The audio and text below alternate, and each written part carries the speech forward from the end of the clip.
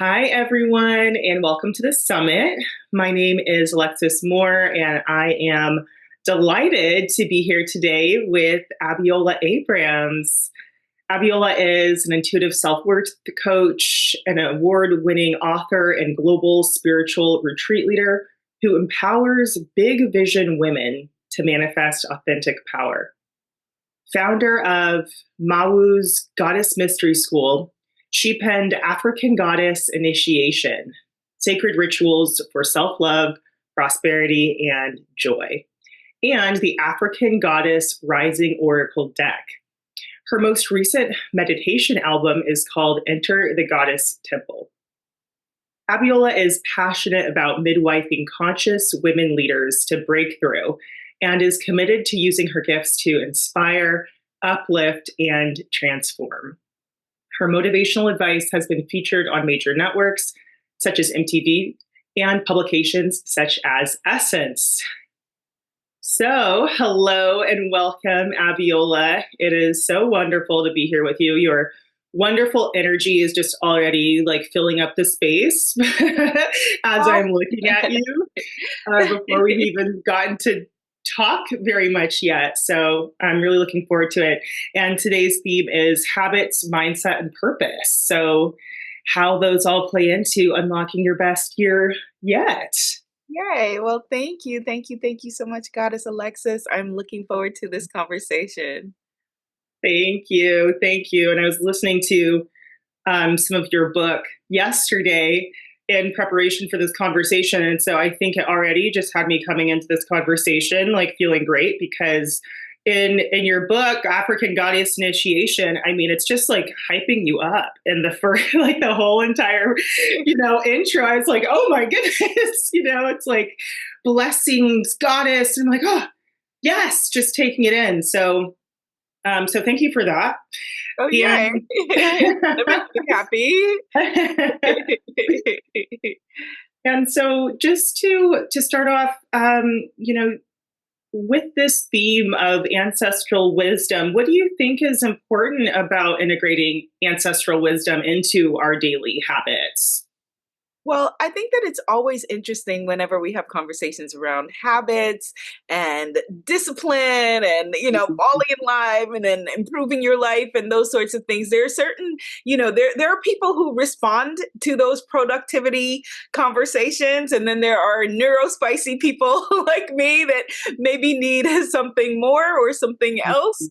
And so many years ago, when trying to, whip my life into shape and adult and all of those things, and I found that the traditional, productivity type of and habit building, habit stacking conversations were not working for me. I said, wow, well, what if I integrated, my spiritual practice into this productive energy practice or conversation.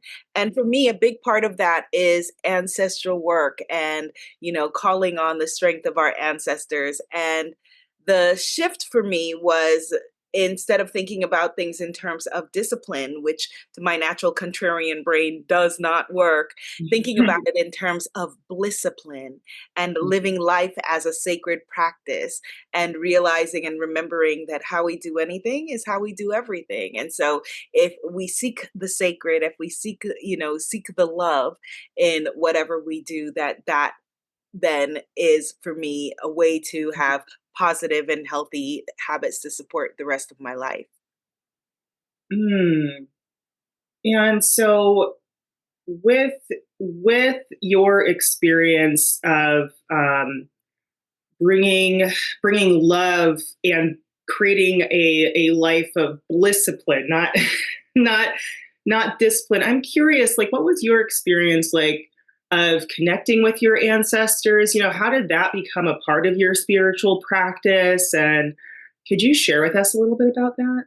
Sure. So many, many years ago, really long time ago, when I was in college, my grandmother, my maternal grandmother, passed away on Thanksgiving. Mm. And I remember we were sitting at the dining table and, the phone rang and My parents, I guess I'm thinking they must have had a landline because they still have a landline and a fax machine, by the way, attached to their phone. But anyway, they were like, however, I ended up answering the phone, and it was my Uncle Steve, and he said, "Your grandmother is no more." And he said, and I was like, "Oh my gosh." And he was like, I was like, "Hold on, let me get mommy." He talked to mommy. He said, "No, you tell your mother." Like, he was distraught, and he was like, "You tell your mother." And I was like, "Oh my gosh."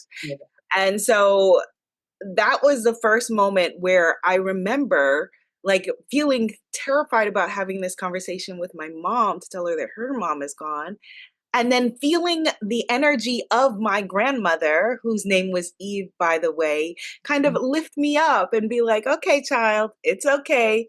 We're going to do this." And I felt very strongly for maybe at least 2 years after she passed. I felt her energy very strongly. Like, even when I was, going to take any kind of a test, or, at the time I was like auditioning, like anything, like her energy would be there with me. And that was my first encounter into having, direct contact and connection with an ancestor, and it's very interesting because my grandmother, when she was here in the living, I didn't know her that well. Like, I knew her on a very, surfacey, grandmothery level, like just see her and she would have candy in her bag and things like that. But I never had like any kind of deep conversation with her, really. But I felt like I was getting to know her more in spirit. I was getting to know her more after she had transitioned.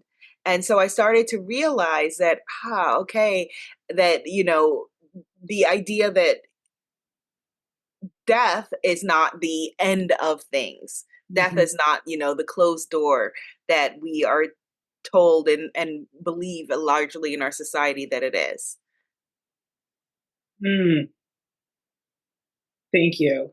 Thank you. And so, my mind is working right now because I'm thinking about how you described that this kind of traditional habits, discipline kind of approach. It I think, I mean, I can just certainly relate to this. That contrarian comes in and is like, yeah, no, actually, I liken the image of like a puppy like digging its heels into the sidewalk, and it's like, I'm not going to walk. I'm like, oh, okay. So, Yes. so, so then you're bringing a kind of loving approach to this. You learned how to bring kind of a loving approach to. And what role did connecting with your ancestors and feeling like the presence of Eve, your grandma, what role did that play in creating, like bringing love into this experience of habits and all this kind of stuff?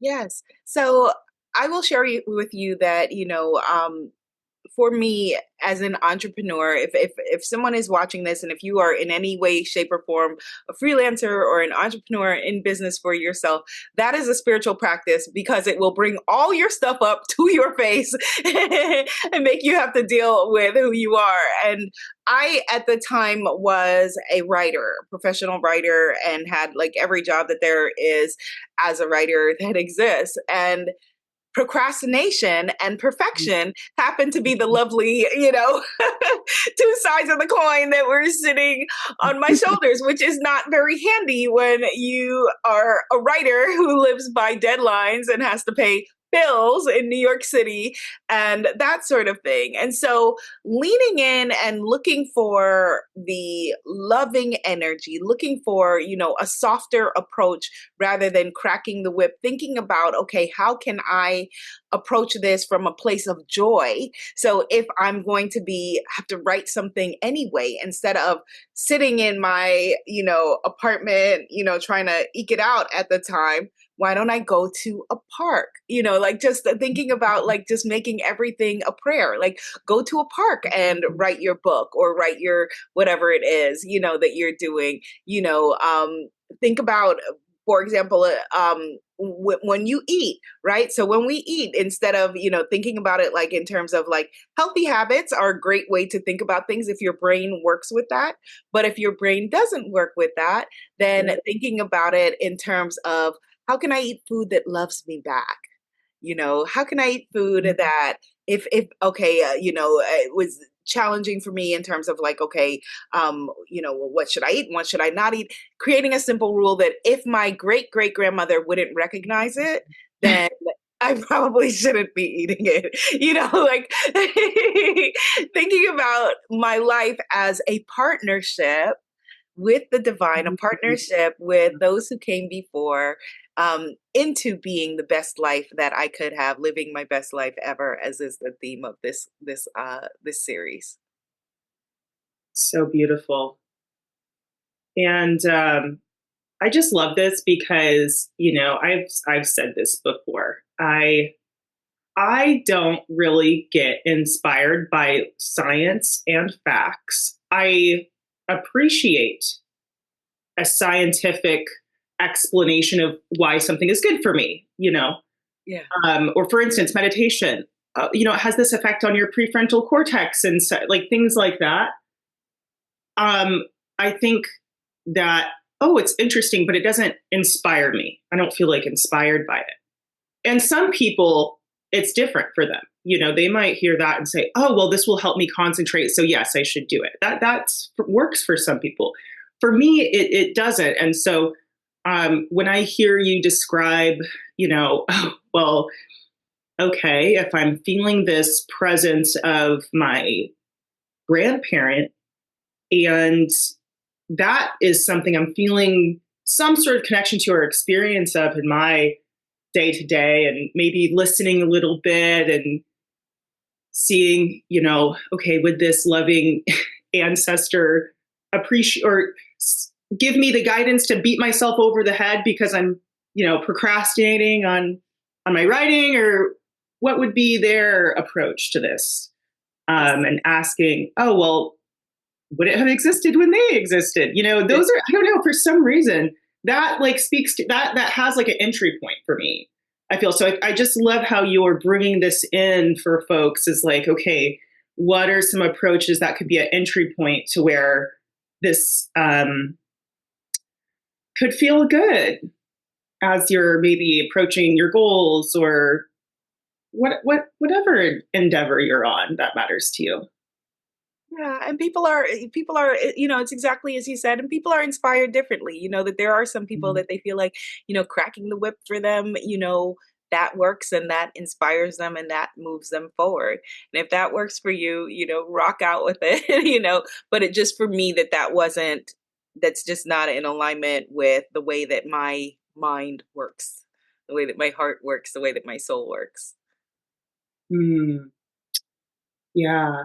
Since you kind of provided this beautiful example of like your life being a living prayer and things, maybe could you share with us a little bit more about how what effect you feel like it had on you as you started to have this orientation of letting love lead you in approach to your writing?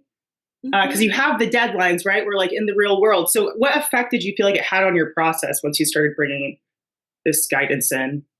I think it had a really profound effect on my process, and in ways that I wasn't expecting it to. So one of the many jobs that I had before is that I used to work for a site. I don't even know if it still exists, but I used to work with Yahoo on, they had basically celebrity gossip site, Yahoo OMG and Yahoo something. I can't remember, but celebrity gossip and lifestyle site. And my beat, I'm not embarrassed at this moment to say, was the Kardashian beat. And so I had to write about all things Kardashian. And in addition to that, I had to field like, this is when they were like big comment sections on the bottom of everything. And I had to field like really like nasty comments from people like cursing me out, like, like, why are you writing this dribble? I can't believe you like sit around, do you feel good all day sitting around writing this, and not realizing, they don't realize it, that the site works on engagement. So the algorithm doesn't care whether you're like cursing me out or saying it's terrible or it's not. The algorithm is saying people like this. Good, more, right? Wow. More, Yeah. more, things like that. And so, a big shift started to happen for me as, when I was doing this job, I wasn't doing it because I was thinking, oh, yay, I love the Kardashians and want to sit around and write the Kardashians. It was like, okay, this is a job for me to do. I called it at the time a survival job while I was doing, my spiritual and healing work. I still didn't know at the time how I could build a business around it. And so it was like, okay, this is a job that pays the bills. And for me, as the deeper that I got into my spiritual work, my spiritual practice, my ancestral work, my all of that work, that it then became for me where I could no longer have a separation between this Mhm. is my day job or this is my survival job, and then at the rest of the time I get to be who I really am. That I felt called to step into and just be fully and completely who I am and let the world rearrange itself around that. Like, okay, I'm going to Mhm. step into being authentically me, let the chips fall where they may, and figure out a way to get paid for being me because it became unattainable, like just out of, I couldn't do or anything else, anything other than that, if that makes sense. And I had the faith in it, that the faith that that my ancestors would have my back. I know this is a little bit different than the tone of this series, but I had the faith that that I would not fall, and I had to figure it out in that way. Like, okay, like, all right, I'm going to just step into it and be authentically me, which I think actually is an important message for this series overall. Yeah, absolutely. And I mean, I can only imagine it was quite the the journey and transformative process to get to that point where you said, I have to be me, and to also build the trust in your, spiritual backing to even be able to take that step. And so, I am a little bit curious about within that, how did you build that trust? There's one theme that's kind of coming forward within this series about like self-worth. And um, one question is, you know, why is self-worth crucial in establishing habits that stick? Because I mean, in your journey, it's like there must have been so many little shifts and changes and habits and things around your own worth and authenticity that led you to make that change. So, yeah, can you share with us a little bit about that? How, Yeah, yeah. absolutely. I love that conversation and I love talking about self-worth because it was such an important part of my journey. And I would take it even just a little bit further back and just say that, for example, like for me being a teen and an adolescent was really difficult for me because I had, challenges around my skin color and challenges around my hair and, all kinds of challenges with dealing with my own self-worth and my own value, in the world.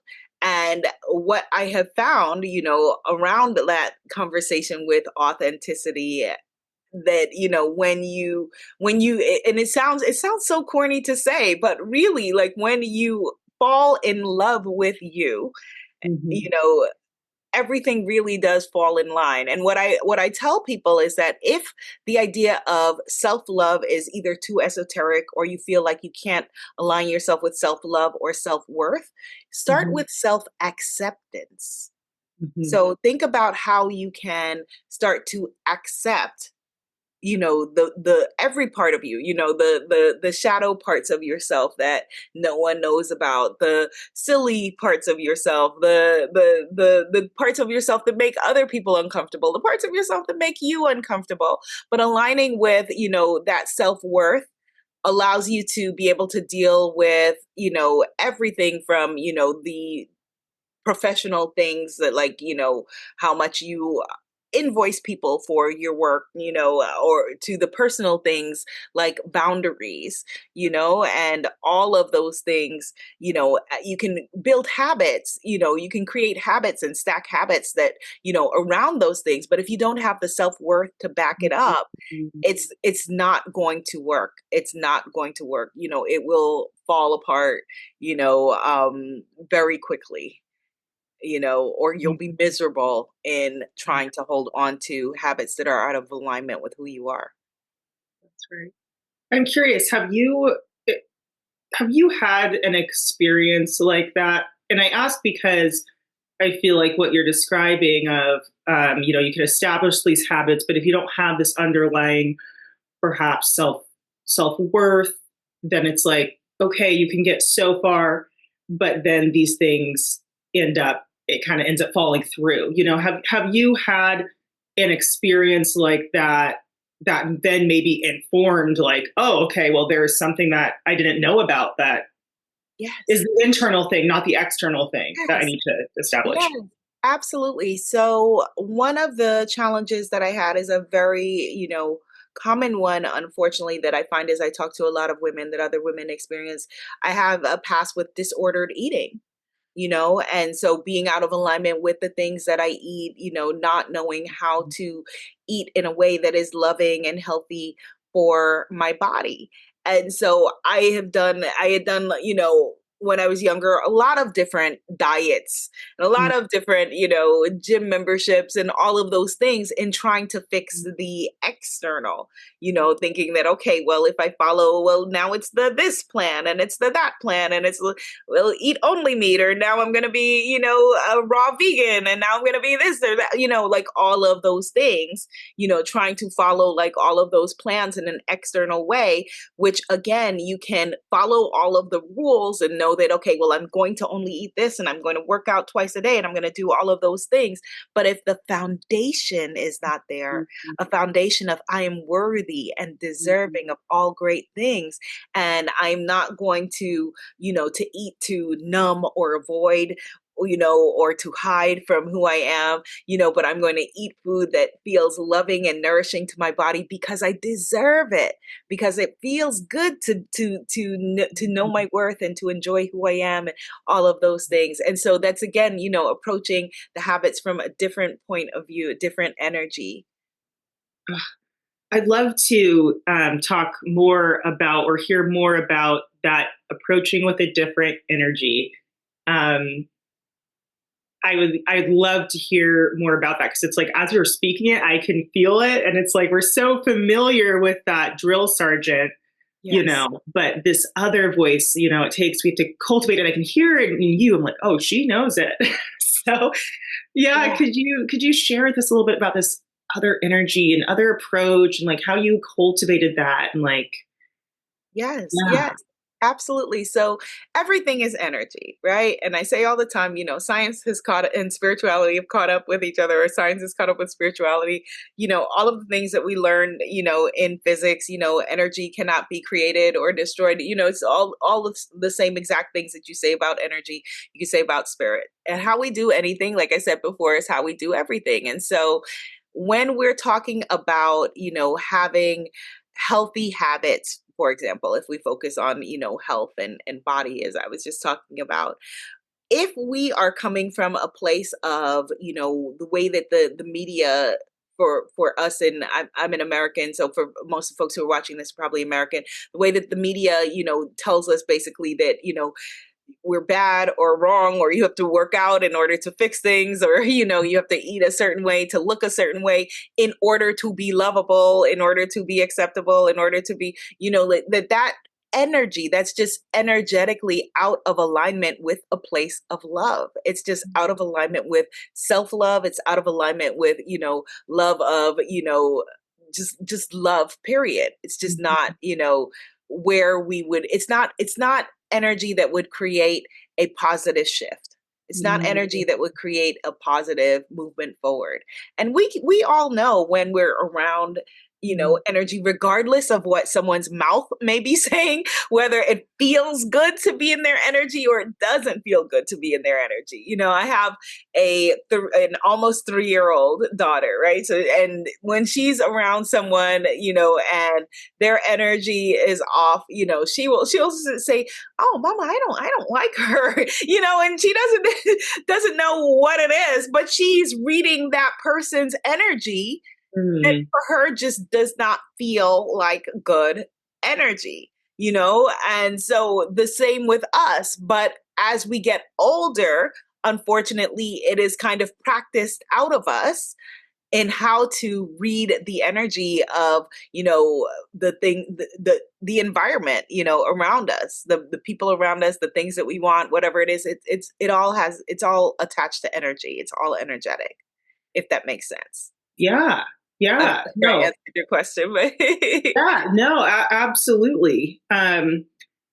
Absolutely. And I think, like what you said that really stood out to me, even though it's like, okay, I've heard this before, but something about it kind of, I think I really heard it this time is like, this is just not coming from a place of love. And so, like, it's almost like, well, what it begets is not going to be loving then, right, you that's know? it exactly. If I could, Yeah. I just remember something I want to share that is exactly with what you just said. I remember that one of my mentors used to say, the late great Dr. Wayne Dyer, he used to talk about, that the example of his daughter trying to explain energy to her and saying, well, if you have an orange and you squeeze the orange, what's going to come out? Orange juice. Why? Because it's what's inside. And so, when we're squeezed as adults, Mhm. all that can come out is what's inside. No matter what face we put on it, there's a difference between, reading the energy of someone who is, a good person that's having a bad moment and a person that just maybe has just not so good energy at all. Just the same way that, in deciding which habits are best for us to make our lives better, finding the ones that, because we could all develop unhealthy habits, or habits that are not so good for us, finding the habits that are energetically aligned. And so, with your journey that you shared, which thank you for sharing about that with your experience with disordered eating, and then also creating a different relationship and with food, then yeah, what were some of the ways that you were able to shift that relationship? Did it start with self acceptance without anything changing? Since we talked about that earlier, yeah, could you, Yeah, it started with self acceptance by focusing on the way that I feel. mm, This is interesting. Focusing on the way that I feel and accepting all of the full range of my feelings and emotions. And so, one of the things that I did was from a place of discipline again, was I kept a food diary, but not a stringent food diary in order to beat myself up, but a diary to monitor, okay, here's what I was eating and here's what I was feeling at the time, mm, so that I could see, okay, wow, begin to see patterns of whenever I felt like I was shining too brightly, like, was that when I would feel like, okay, I needed to, eat something to kind of shut that feeling up? Or when it mm, was, when my boundaries were breached and I was feeling uncomfortable or feeling people pleasing energy, is that when I would felt like, okay, well, I have to eat something to shut that energy down? So seeing what I was feeling at the time, that with what, depending on what I would, what feeling, what was I eating and what was I feeling at the time. And so that for me was an example of, like I said, of discipline, of being able to just, from a place of, again, not non-judgment at first, like, let me just to see, just for information, what am I feeling when I am eating things that I don't feel are the best things for me to be eating. And then from seeing those patterns, then being able to then have the information to make a different choice, to see that, okay, it's not the cookies, it's the feeling like, okay, mm. how dare I, who am I to show up and be so big and bright and loud and shiny and all of those things? and seeing those patterns and then working and saying, okay, well, now I'm going to work on that, you know, or Right. play with that rather than try to fix the other thing and then let everything else fall into alignment, fall into line. It sounds like getting more of an understanding of like, what are your real needs are, and like where are the needs that are not being met. That's it exactly. That's it exactly. So from a, on a very like basic fundamental way to look at it is that sometimes they say, like, okay, if you are craving sweets, look at where in your life you're lacking sweetness. Where are you hungry Mhm. for sweetness? Wow. You know, Yeah. but to shift the way that we usually think about it. It's so beautiful because usually it's like trying to work from the outside, I guess the outside in. I'm not sure if I have Yes. that Yeah, right. you did. Yeah, absolutely. That's it exactly. Yes. But it's like, oh, okay, I just shouldn't want the sweets. I have to cut it out. Right. And then it's like, okay, well, then there's still that unmet need there, but no other information. So it's just, then that drill sergeant comes in. It's like, well, you're wrong for even having it in the first place. And it's like, whoa, there's Yeah. already something in you that's already, lacking. I don't know Yeah. if that's the word I really want to Yeah. use, but there's something that needs to be tended to. And then Yes. it's like, oh, well, that's bad. And, it's like, ooh, that Yeah. hurts. Right. And then the little you inside is either going to feel like, oh my gosh, I'm wrong or broken, or is going to feel like, well, I'm going to rebel against that Uh, the yes, authoritarian voice. yes, the rebel. Yeah. So familiar. And it's like, we're kind of talking about food, which is, such a relatable one. I'm also just thinking about like relationship with work Yeah. too. And like, and some of it still is valuable, but I just remember learning about like time tracking, and like planning out my week. And I was like, okay, boom, boom, boom, I'm going to plan it all out. But then it Yes. wouldn't take into consideration, that day, how I might feel or what might come up and then when those feelings were there, it's like, oh, well, this is just in the way, I have to like white knuckle it through Yeah. that. But like what you're saying is, okay, but when did I feel like I needed to white knuckle it? Like what was coming up? What was going on? And like what was out of balance? And never looking at that, but just looking at like we need to get the productivity and that's what matters. Right. And I completely relate to that because, workaholism is also something that I had to deal with. And I say that it's, like the accepted addiction in our society, like, okay, like that's great to be a workaholic. People feel like, especially, I'm from New York.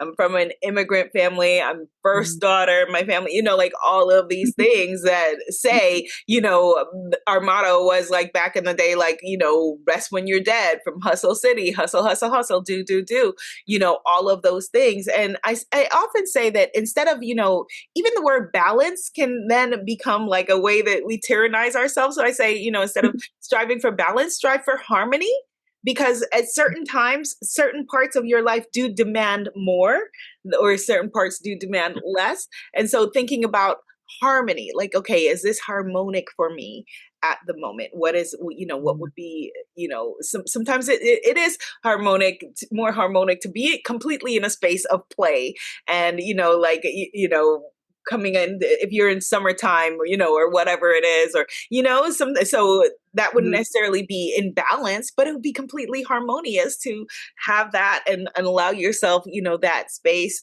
in your work life, the way that you arrange your work in your life. Oh, oh my gosh.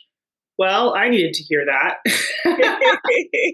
Thank you. You're Well, welcome.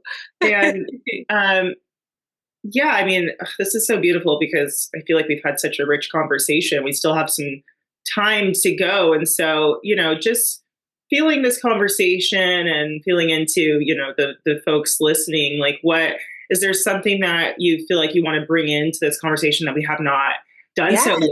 Yeah. Yes, On the yes. topic. I thank you for asking that, Alexis. I just thought about in my most recent book, which is named From Imagination to Reality, it's a manifesting manual. And the conversation about self worth made me think about the subject of that book. So the book is about a man named Abdullah, who was a Black Ethiopian rabbi who lived in New York City about 100 years ago. And he was the greatest manifestation teacher that most people have never heard of. He was, in many ways, the father of the modern self-help movement, um, modern personal development movement, and he was the teacher of the teachers of all of the people that we revere today, so he was the teacher of Neville Goddard and other luminaries. And one of the great stories about Abdullah is that, again, this is 100 years ago, where even in New York City there was still, segregation and all of this. And Abdullah, one of his favorite things was to go to the opera. And at that time, if you were a Black person in the United States and you wanted to go see a show, you needed to go to Harlem, you needed to go uptown. I'm a Harlemite, you needed to you weren't going to like the opera downtown, but that is where he wanted to go. And his white friends would offer to buy his ticket for him so that he could have a good seat and wouldn't experience, the discrimination of the box office or all of that. But he was so rooted in his self-worth that he said, no, I don't need anyone to purchase a ticket for me. And he would walk up, and by the energy of his presence, he would say, I need 2 tickets right in the middle, in the front, in the such and such row, blah, blah, blah, blah, whatever. And from his energy and the way that he energetically commanded attention, they were like, no problem, right away, sir, here are the tickets.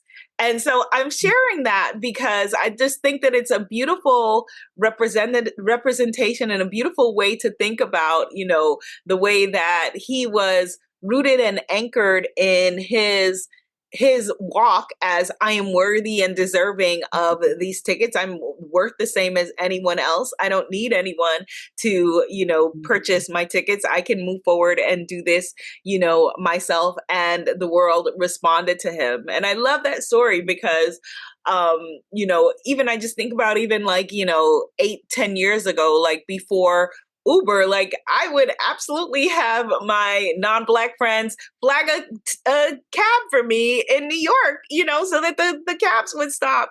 And so just to imagine that 100 years ago, that he made his experience like, no, I'm going to be who I am unapologetically and move with that energy. I think is a beautiful, beautiful story. Wow. I mean, yeah, thank you so much for sharing it. And while I was listening, where my head was going was just like, wow, this person, it's like the word validation came in, and it's like, I don't need anyone to validate me, because I think what comes up is, okay, this person, in order to walk up to the box office, they have to believe this thing about themselves of their worth or who they are or something along those lines. And then I think that then I can maybe put myself in this situation and then think, well, that will be validated as true once I get the response from this person in the box office. And then if I don't get the response, and it's like, oh, okay, well, I thought, but it's like, it's not like 100%, There's somewhere in there where it's not 100%, but it sounds like this person, it wasn't based off of like, I'm going to get the confirmation once I get the response almost. Yeah. Yeah. How do you get there? How do you do that?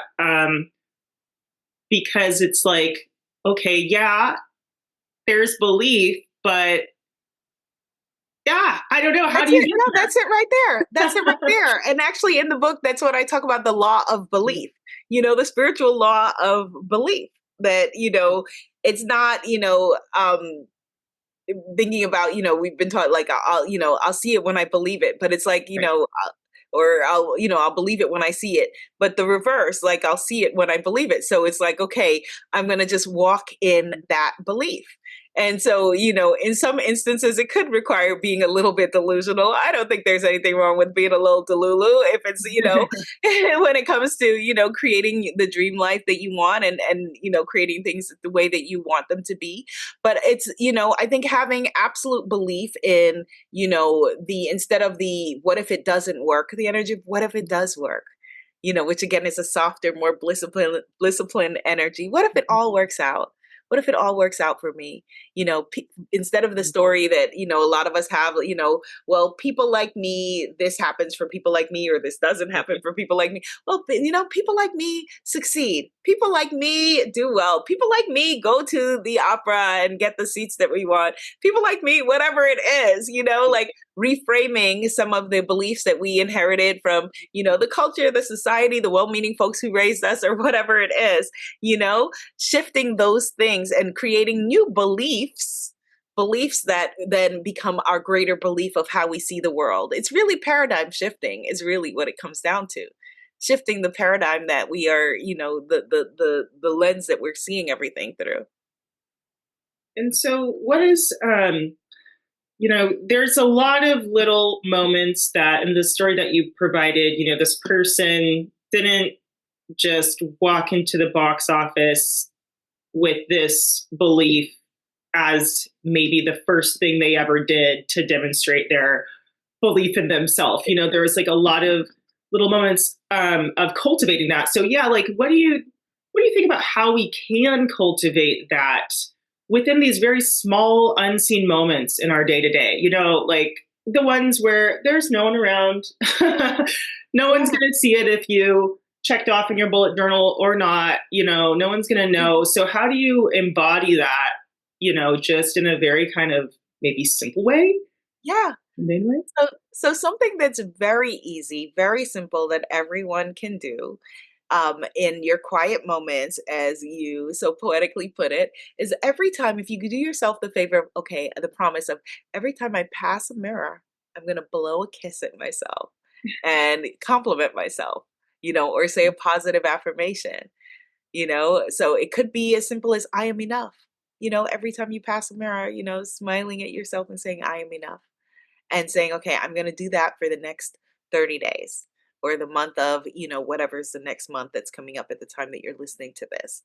That every time I pass a mirror or every time my hand touches a doorknob, I'm going to say, I am enough. Mm.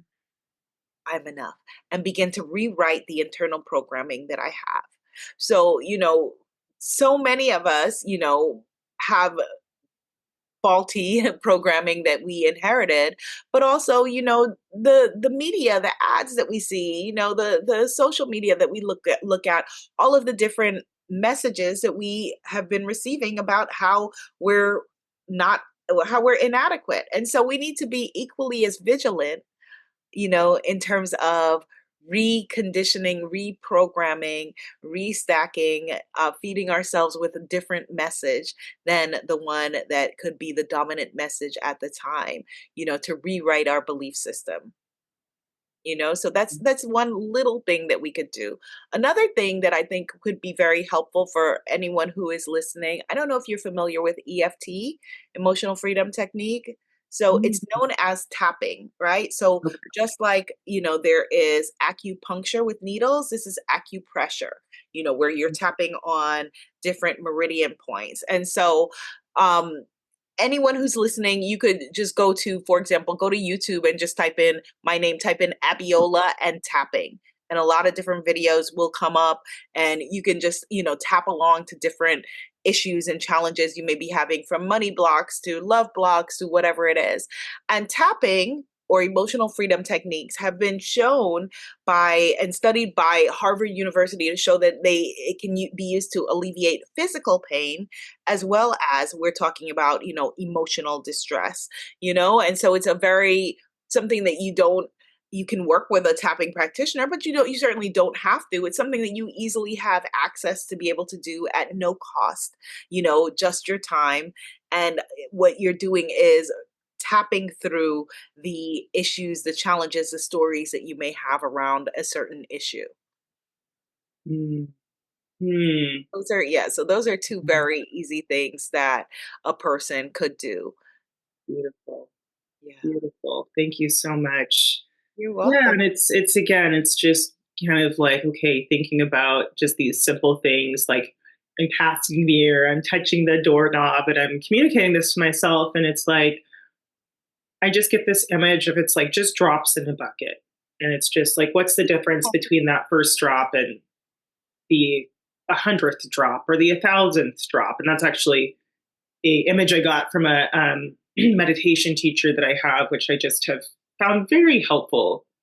What's Mhm. the difference between that first one and then like 170? It's like, oh, okay, well, that maybe with Yes. one, I'm not going to walk up to the box office, but who knows with 10,000?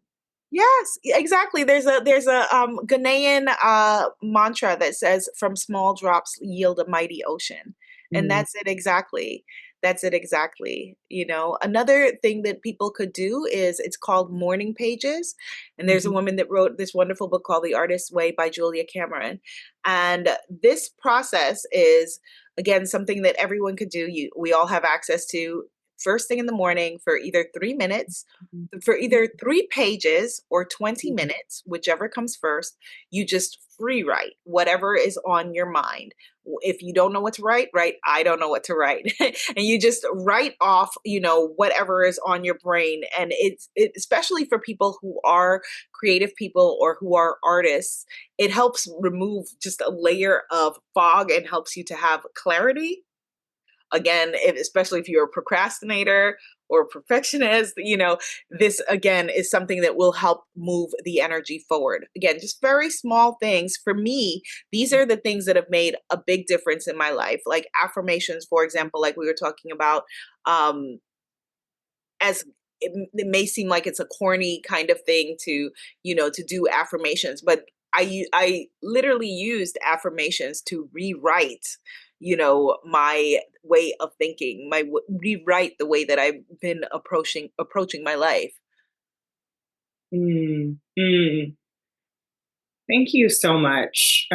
This is like what's kind of coming for me here as we are approaching the close of this conversation is just even what you said at the very beginning. It's like, okay, I have a little I have a little contrarian that might come up when I try to approach like the habits and the this way. And it's like, okay, cool. If it's feeling like that for you, like shifting a little bit more into like what's harmonious, like what's love centered, what's in this moment feeling like there is a little opening, versus like trying to um, bang your head up against that wall. And it's like, oh wow, it's just so helpful to hear that it's perfectly okay wherever you're at. There's a good way Yes. forward. Yes, Yeah, you just yeah. just as we come to the close of this conversation, you just reminded me of like just one of the made me smile. One of the mantras that my daughter has that I have her see her repeating now with her friends is that when she drops things, when things fall, like I say to her, "That's okay. These things happen." And so she says it now back to me. Like yesterday, I dropped something, and she said, "That's okay, mommy. These things happen." And so if you could just instead of like whatever it is that we usually would be taught, the anxiety around things going wrong, when she's potty training, and then I'm like, that's okay, these things happen, a different way just of approaching our own lives as adults, like that's okay, these things happen. Yes, I love that. And so, as we're finishing up, is there any like last note that you'd like to leave those listening with?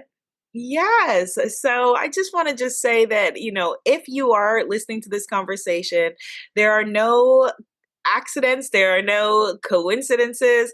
You are here for a reason. You were meant to hear this conversation, and you are absolutely enough. You are worthy and deserving of all great things. Your best days are in front of you, not behind you. And if you're still here, it's for a reason. So I'm excited to see what you're going to do on this planet. So come hang with me. I'm at womanifesting.com, like manifesting.com, but womanifesting.com. I Mm. have a retreat that's coming up in January. That's my first American retreat at the Art of Living in North Carolina. I usually have retreats like in Bali and Belize, and this is my first US retreat. And I'm on social media at Abiola TV. And I have a bunch of free stuff. If you go to womanifesting.com, you'll see a bunch of free things, including a free Goddess of Receiving workbook. Oh, that's so beautiful. And I was going to ask you how we can find out about you and your work. So we were just, Yay. we were right there. We were right there. Woman manifesting. I mean, that's so catchy and it's so fun and also so potent. So, Abiola, thank you for just bringing your light and your wisdom here today for us. It's so palpable in how you express yourself and the energy that you bring. So thank you for offering that to us. And it's just been an absolutely fun, it's just been an absolutely fun experience getting to talk to you and enlightening. Thank you. You so much, Goddess Alexis. I enjoyed this conversation so much. Thank you.